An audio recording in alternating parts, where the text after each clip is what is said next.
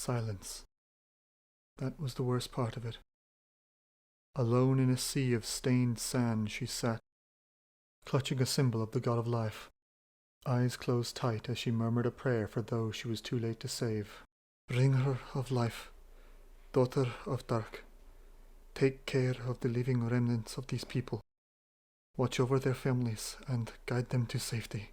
Let...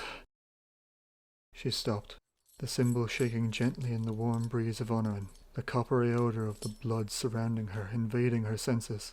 It was a fool's hope. It was every time she did this. But it had to work once, right? Let any who still breathe make themselves known, so that I might preserve them in your service. She clutched it tighter, begging for something, anything. The silence was broken, suddenly at first. A cough, sputtering blood, and a shocked gasp for air. The woman launched up to her feet, breaking into an immediate sprint. She ran across a dune of strewn corpses, through blood and gore, over the bodies of her kinsmen and the warband they had fallen against. Her armour clanked with every step as the amulet and her tabard bearing the sigil of the bronze bastion swayed in synchronous. Her charge led her to a fallen enemy, an older orc laying on his back in a pool of his own life essence. The woman slid into position, coming to a stop on her knees beside the wounded ravager, caking her armour in more of the crimson dust that was once a copper-rich plain. The orc was about twice her age, around 30 or so from what you can tell. Without hesitation, she went to work, looking the warrior over for their killing blow. Her gaze fell upon a festering wound in the orc's abdomen where his hand lay. She went to lift his arm to get a look as the orc's eyes snapped open. In another fit of coughing, the warrior lashed his hand out at the human, nearly knocking her back into the ground. "Do not kill! Drus tu!" The orc roared frantically, trying to push himself up onto his palm. "No! Don't move! Just, fuck, pros!" she stammered, frantically plucking every bit of Orcish she knew from memory.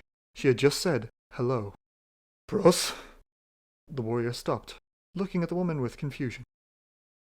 "Do you, speak any, common? Hura?" She held up her hands, trying to show she meant no harm. She was met with a snarl as the orc lashed out again, swinging a weak fist towards her before digging at the sands around him for a weapon.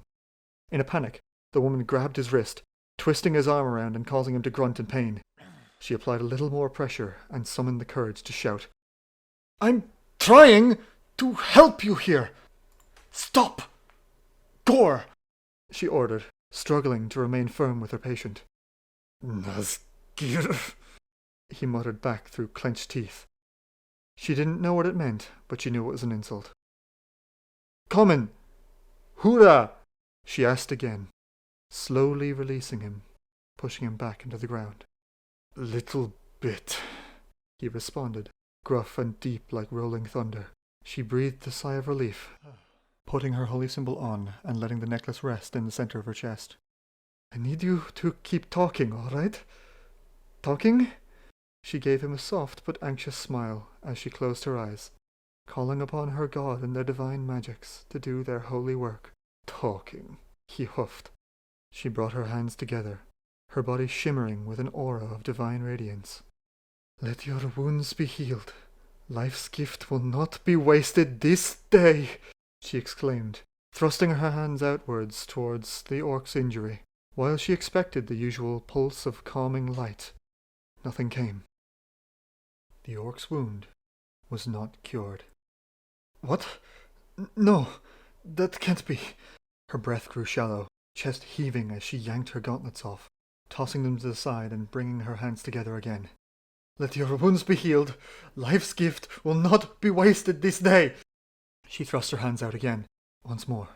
Nothing. They fell to her sides as she began to panic, frantically recounting the previous battle. This can't... I haven't used it all. I can't have... I healed Julianus, and Kyrian took that hit, and that there was that arrow. Her shaking hands moved to the small hole in their chainmail on her upper thigh. The arrow. 3. It was a glancing blow at best, but nonetheless, the teenager panicked. I used it all. She brought her hands together, clutching one with the other as her gaze fell upon her once enemy. "Fuck it!" she exclaimed, grabbing at a pouch on her hip, pulling out a needle and some thread, bandaging and a poultice. "What's doing?" The orc lifted his head. "I'm doing my best!" she snapped, pushing his hand away from the wound and starting to do just that on it. What's your name?" "Name?" "Yes, your name. I'm trying not to fucking panic, so just keep talking," she shouted again. The orc huffed, laying his head down and letting her work. "Skinner. Common." "And in Orcish?" I'm Tara. I think that's, TheVoicesofTyr? Yes?" The wound was deeper than she expected, and slowly it began to overwhelm her. "Gul'gori. Orcish." He let out a scoff that turned into a small fit of coughing once more. "Why, traitor?" I don't understand the question." She kept her eyes on her work. "Me. Enemy. You. Traitor." No, I'm not a... I'm a servant of the god of life. A healer. This is... It's my duty." She offered him a brief smile as his blood slowly dried on her hands, as serene as she could make it given the circumstances. "Gods," the orc scoffed. "Tara. Vera." "Don't trail off on me, gul'gori. Focus up, Greenskin." She jabbed his chest with a finger. "I got you, alright?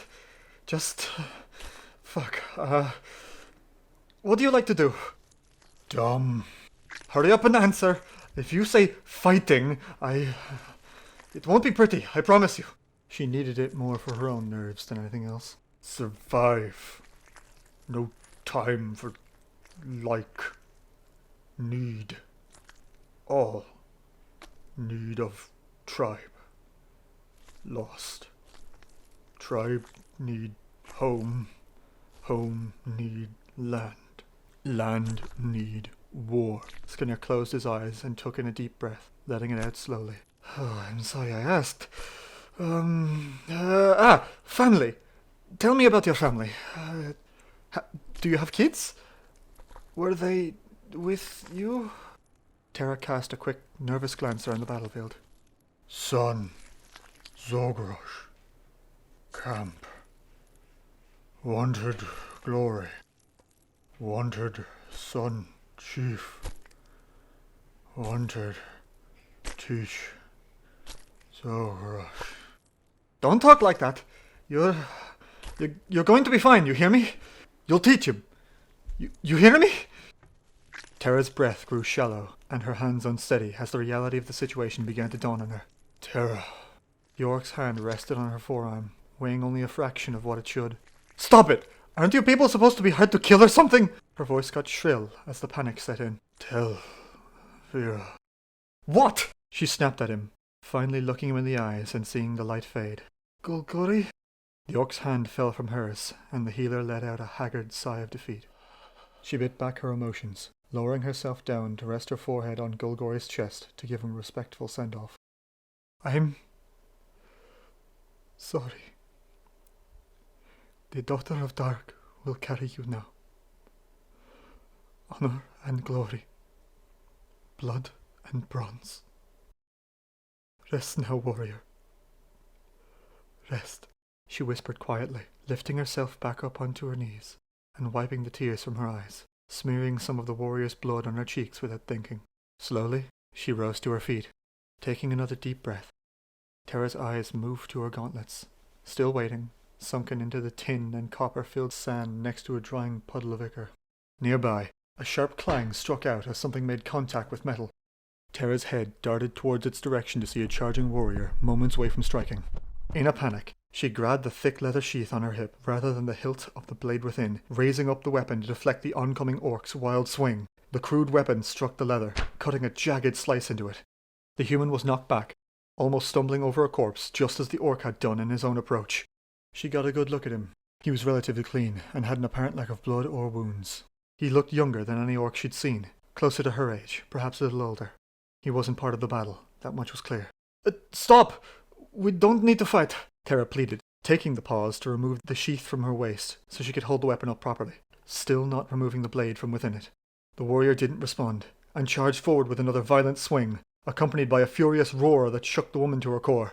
Bringing the scabbard up, the axe clashed against it, damaging it further but stopping the blow from becoming fatal. The jagged teeth that made up the curves of the weapon clung into the leather like velcro, bringing the covered blade against Tara's own neck as her assailant pushed her weapon back. Taking a step to the side, she used the orc's momentum to throw him off balance, letting him stumble forward while she composed herself again. He was strong but sloppy, untrained. His feet clumsily dug into the dunes with every step. I won't fight you! Just let me walk away, she said firmly. The young orc, panting heavily with a murderous look in his eyes, stared down at the armoured warrior, speaking only one phrase. Nazgiri! He barked, before making another slash at the woman's gut. She darted backwards, her foot catching on the half-buried tabard of a fallen warrior. It wrapped around her boot like a sandworm's maw, pulling the leg out from under her. She fell backwards onto her rear as her weapon was knocked from her hand, sliding to a stop just behind her, just out of reach. She threw her arm back, patting at the sand frantically, trying to reach the pommel of her weapon. Following up on his swing, the orc continued his assault, moving over his opponent to bring his axe down upon her.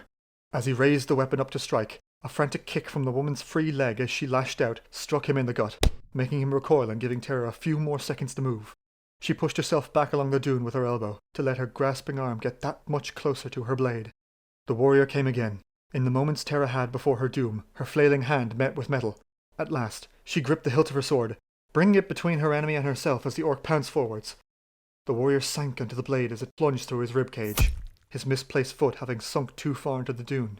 Thrown forward and off balance, his swing dug into the dune beside the woman's head.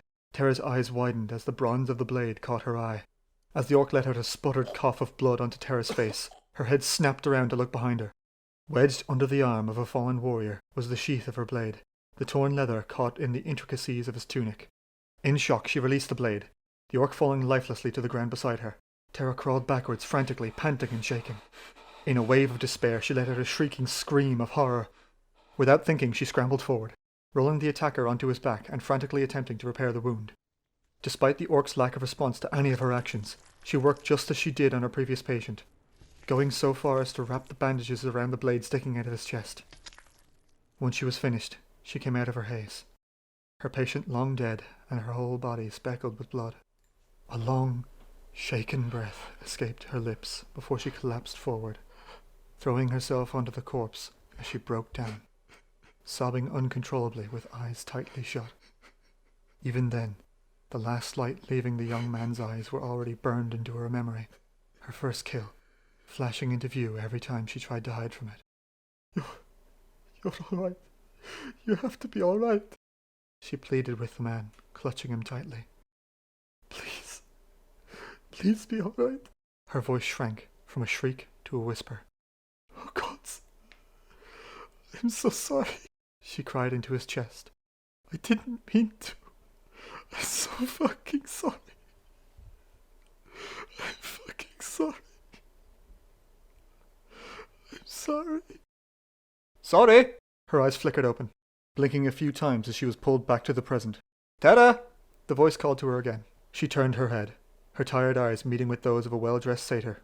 Rorluth stood before her, with his arms folded and an annoyed look on his face. Do I always have to call you 4 times, or do you just like wasting time? He cocked his head to the side as he held out a small, clinking cloth pouch towards her. You're cutting the spoils, lass. You should have left this to the Undertaker. Be glad we have time to waste.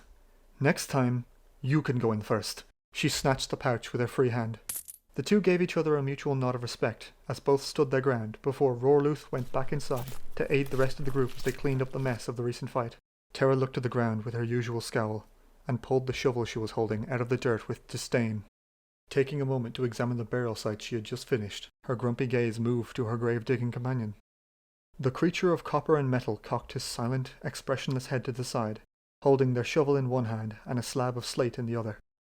A frowning face, with a question mark drawn on it with chalk. Got something to ask, Scrap? She glared at them. The automata solemnly erased the question mark on the slate and presented it to Tara once again, just displaying the frowning face before trudging off to join the others.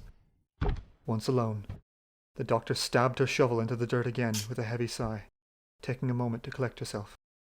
She looked past the barn to the group gathering to speak with the grateful client, his home now clear of the brigands that lay resting beneath Tara's feet. She spoke, but her words were far too late to matter. "I'm sorry, Bastian," she muttered, while her eyes fell on the distant awakened golem. Collecting her shovel, her scowl returned as she marched back to the group. The next job called. Every victory bittered by the grave she would have to dig afterwards. For now, though, if she made sure they didn't fill any of them, it might just be good enough for her.